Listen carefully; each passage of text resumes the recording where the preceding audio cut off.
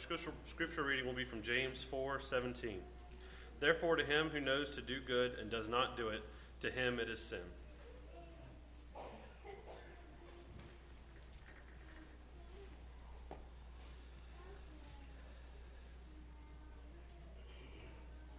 Every day, it seems,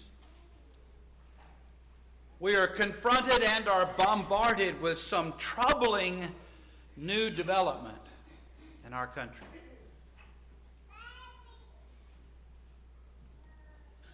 This past week we were horrified, at least I was, as I witnessed a real life event where a police officer took the life of a human being.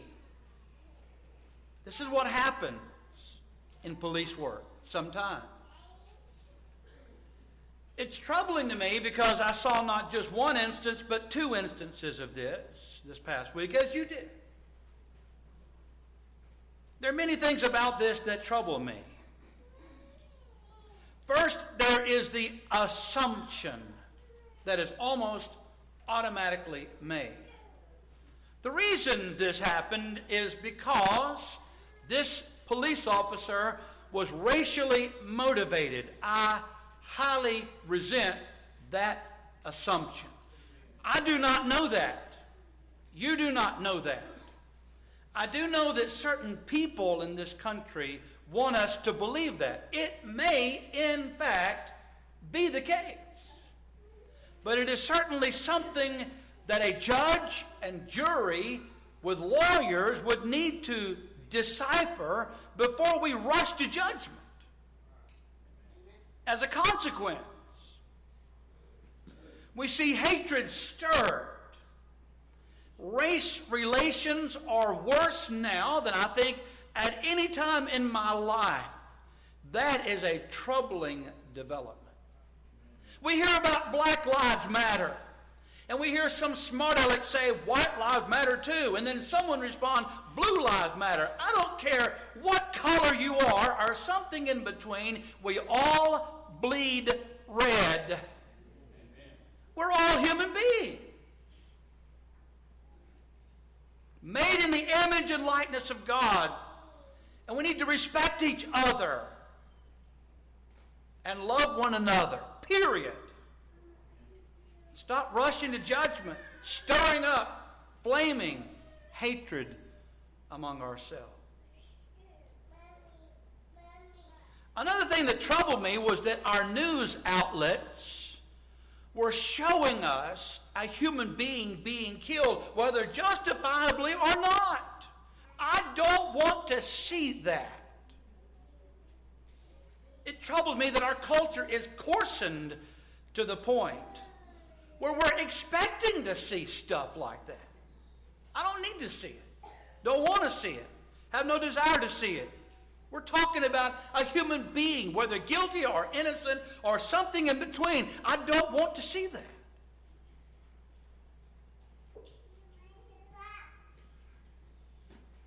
No, I've not fallen off the wagon. I'm not into this news thing again, but you just can't escape something. Some things are spoken of so frequently and often you can't go anywhere unless you're hiding under a rock somewhere or out in the woods by yourself with all of your devices turned off. That's not a bad idea, is it? I mean, we could just get away and just forget about everything. Another thing that troubles me is almost daily we are bombarded with a Sodom and Gomorrah view of the world. You remember those homosexuals in the cities of the plain were lawless individuals. They were angry with Lot. And they cried out to Lot as they maligned him, "Who made you a judge over us?"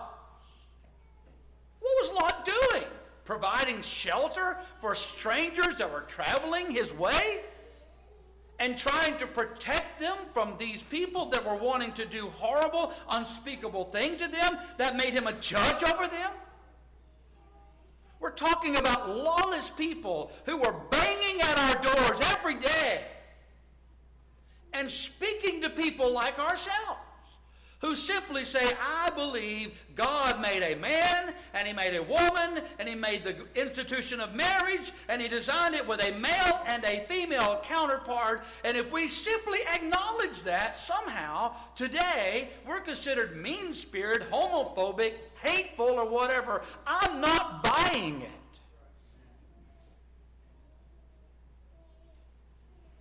School boards telling parents and students, you can't pray at school.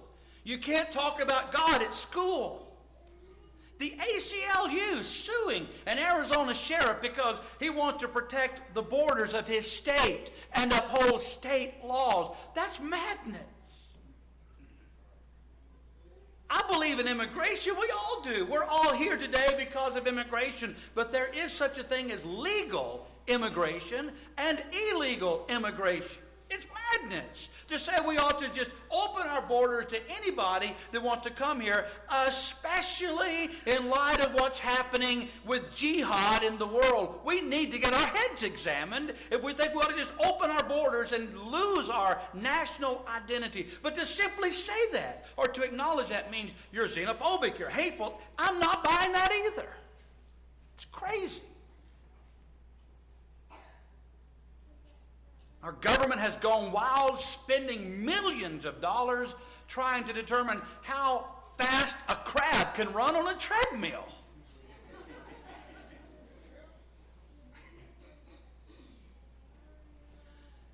As though that weren't bad enough, let's get away from the political and social stuff and let's talk religion for a minute.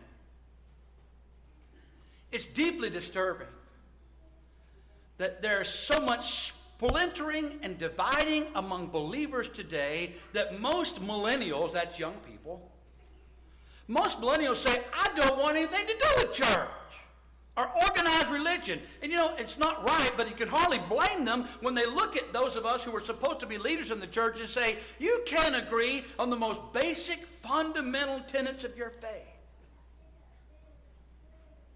We live in troublesome times. I know we've had troublesome time before, but I have a feeling things are just going to get worse. And a question I want to raise this morning, how did we get to this point?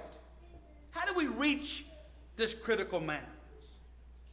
It was Edmund Burke who once said, all that is necessary for the triumph of evil is that good men do nothing.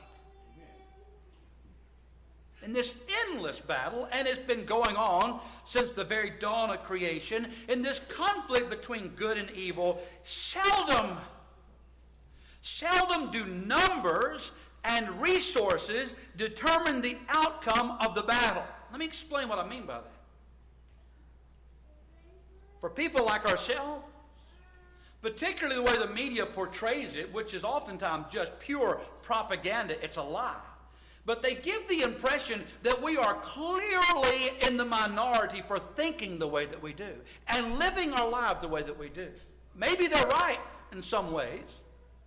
In other ways, I believe it's just a lie. It's propaganda. But be that as it may, we tend to get this siege mentality among ourselves as children of God.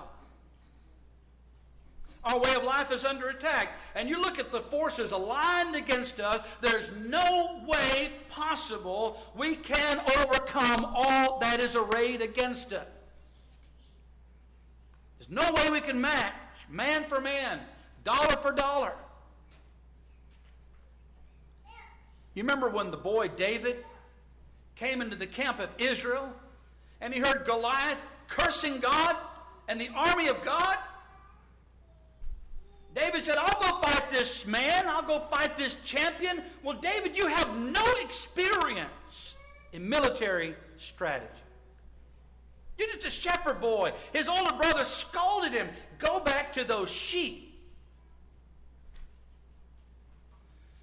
David's response was the response we need to remember today, brethren. The battle is the Lord's.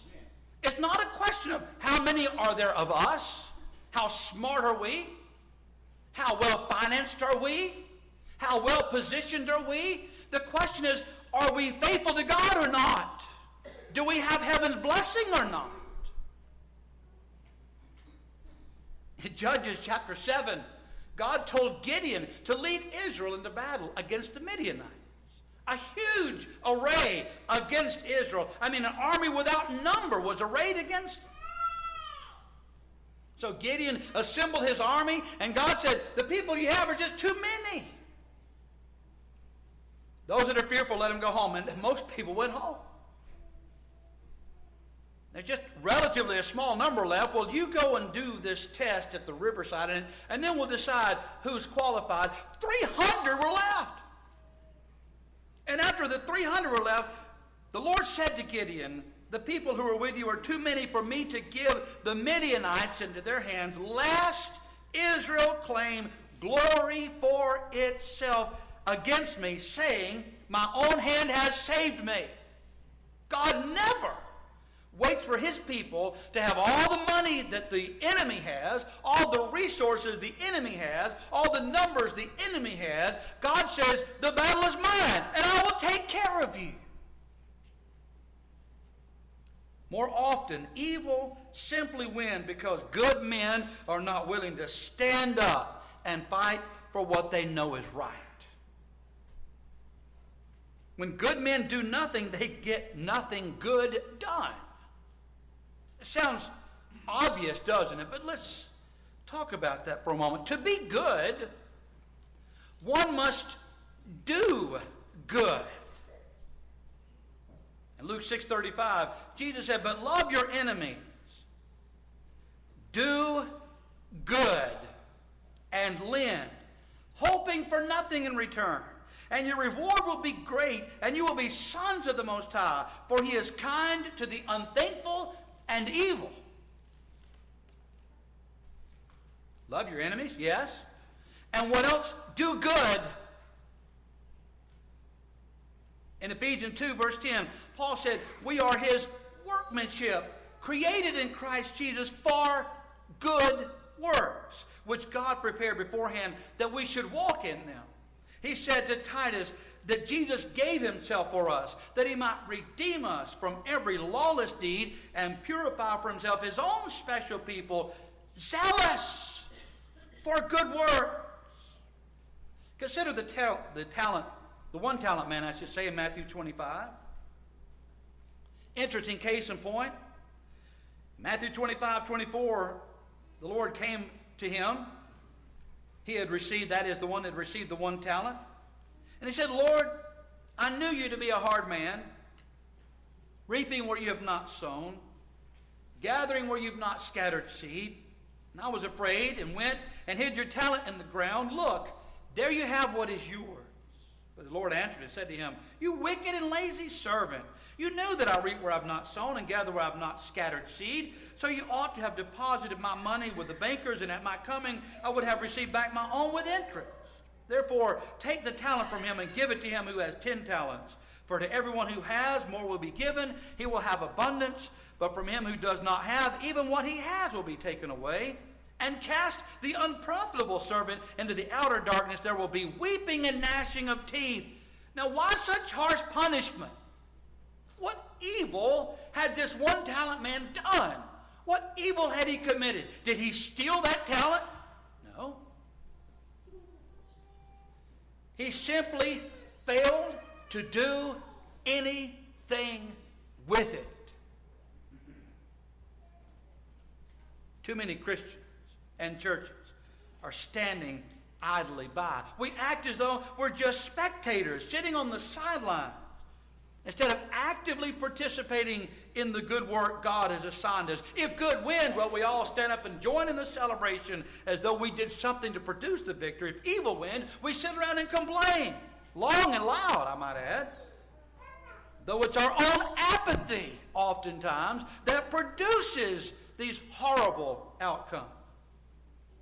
John the Baptist said in Matthew 3, even now the axe is laid to the root of the trees. Therefore, every tree which does not bear good fruit is cut down and thrown into the fire. Jesus said essentially the same thing in John chapter 15. Unless we bear fruit like unprofitable branches, we're cut off and thrown into the fire with the other unprofitable branches.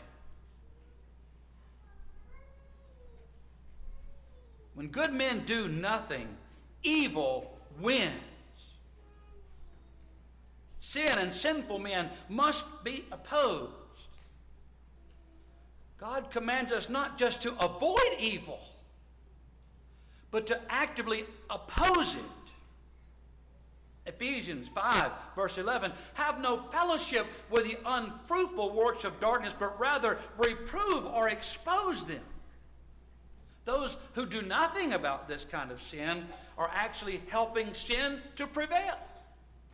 Consider what God said to Ezekiel in Ezekiel chapter 3, when I say to the wicked, you shall surely die, and you give him no warning, nor speak to warn the wicked from his wicked way, to save his life, that same wicked man shall die in his iniquity.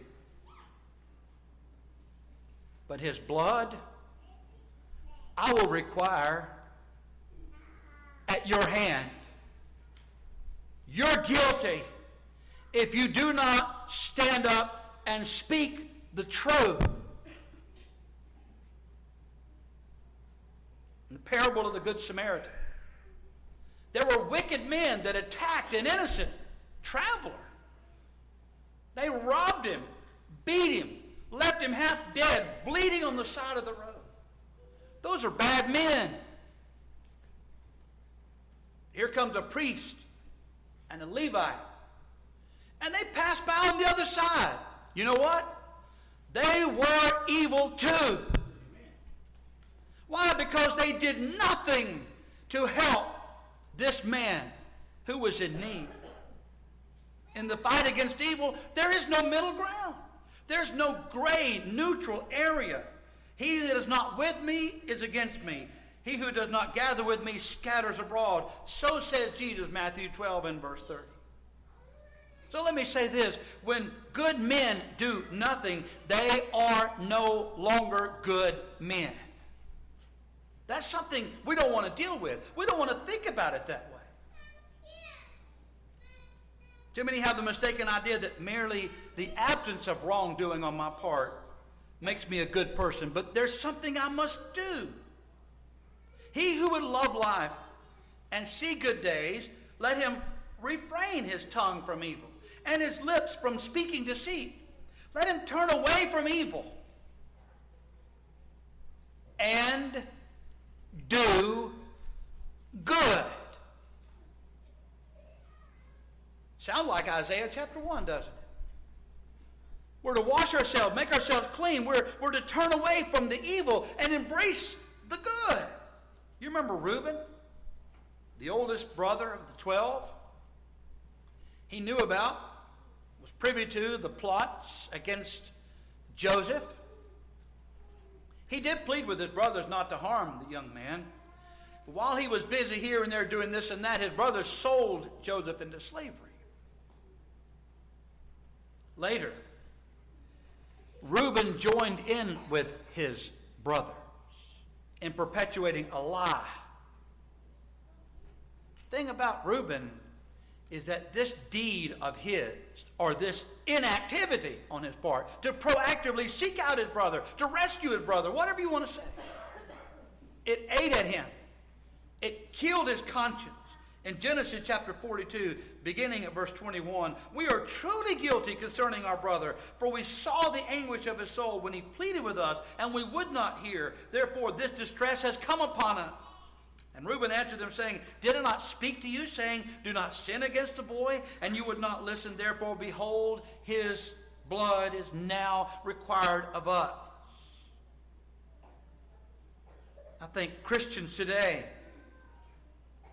are in the same boat with those Edomites that Obadiah cried against many centuries ago. In the day that you stood on the other side, in the day that strangers carried captive his forces, when foreigners entered his gates and cast lots for Jerusalem, even you were as one of them. What do you mean by that? You sat there, you stood there, and you watched what happened to Israel, your brother. And you did nothing. You may as well have joined in with those who were invading their land. You were as one of them.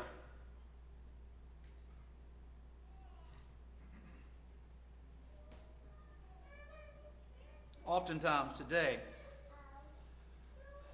Christians spend more time turning their guns on each other than the real enemy that we face. Paul reminds us of these spiritual cannibals in Galatians 5, verse 15. If you bite and devour one another, beware lest you be consumed one of another. Some in their envy of others, and I have seen this with my own eyes. Instead of taking a stand for what's right, standing shoulder to shoulder with those that are on the front lines, battling evil, they find some fault with those who are on the front lines and try to tear them down. Find something wrong with what they're doing. I like and prefer what some are doing better than what most aren't doing at all. At least they're trying. And to those who are trying, do they have fault? We all do. Do they have weakness? Certainly we do. But we all have not the luxury any longer of simply sitting back and letting our world crumble before our very eyes. We are in serious trouble in this country. And it's because people of goodwill, people who are God-fearing and church-going people, have allowed the forces of evil to march unabated. It's time we stood up and said, enough, brethren. It's time we took a stand for righteousness.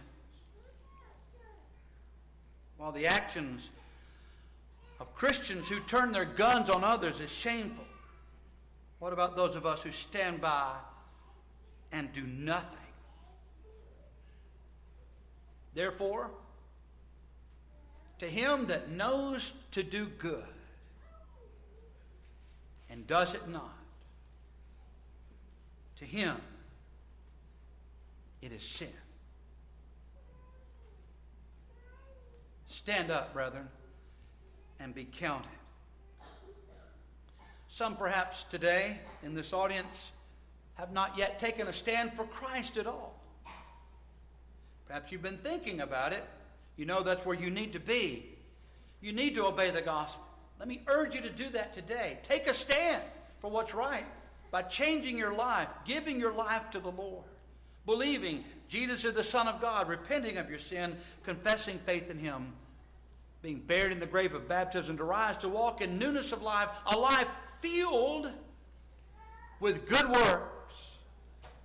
If you're subject to heaven's invitation and we can assist you in any way, please make that need known right now while together we stand and as we sing.